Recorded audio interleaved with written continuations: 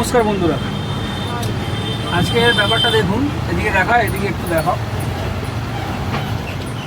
এই দু সাইডে দেখেছেন খালপাড়ের জায়গা জুড়ে যারা রয়েছে, ঠিক আছে। আমি একটা কথা বলি, সেটা হচ্ছে হকারদের যদি উচ্ছেদ করা হয়, হকারদের রেলের জায়গায় থাকুক, দোকানদারি জায়গা থাকুক, সরকারি জায়গা থাকুক, উচ্ছেদ করা হচ্ছে, ঠিক আছে, ব্যাপারটা নিয়ে কোনো অসুবিধা নেই, সাধারণ মানুষের সুবিধার জন্য করা হচ্ছে, তাহলে এদেরও উচ্ছেদ করা উচিত।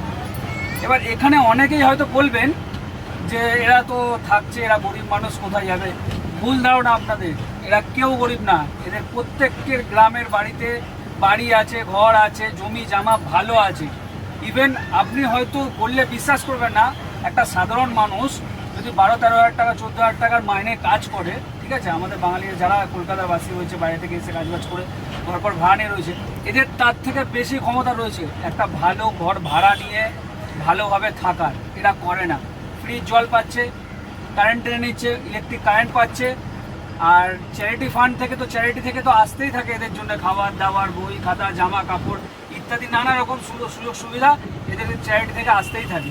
সুতরাং আমার কথা বলার একটাই উদ্দেশ্য, যে যদি হকারদের তোলা হচ্ছে ঠিক, এদেরও একটা ব্যবস্থা করা উচিত, এদেরও তুলে উচ্ছেদ করা উচিত। কলকাতা ক্লিন চাইলে আপনাকে সব দিক ক্লিন করতে হবে। নমস্কার।